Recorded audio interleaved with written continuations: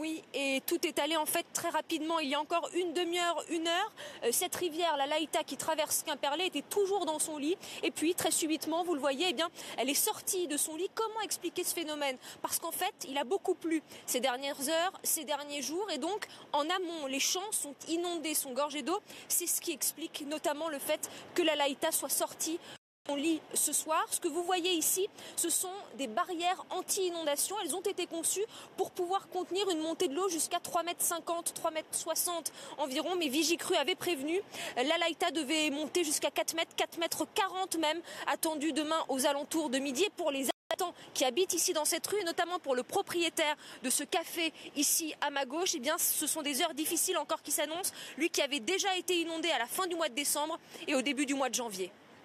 Léa Baraco en direct de Quimperlé avec Sébastien Duport à Morlaix. La circulation a été interdite tout l'après-midi en raison là aussi d'une crue de la rivière et des risques d'inondation. Les pompiers ont été appelés à la rescousse. Fanny Conquier et Stéphane Perrier sont sur place pour iTélé.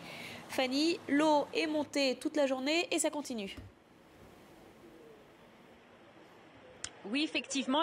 L'eau continue à monter, elle atteint 1,80 m dans certaines rues de la ville. Alors en comparaison avec l'inondation très forte qu'avaient connue les habitants le 24 décembre dernier, l'eau avait atteint 2,40 m. On n'en est pas encore là, mais c'est quand même un indicateur 1,80 m ce soir.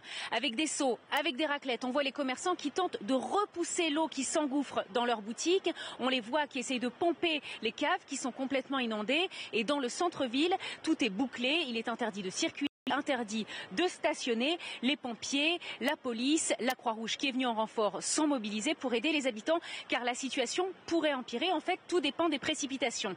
À l'heure qu'il est, il ne pleut pas, mais des précipitations sont prévues pour cette nuit. Et s'il pleut, l'eau de la rivière va monter, cette rivière va sortir de son lit et donc va continuer à inonder la ville de Morlaix.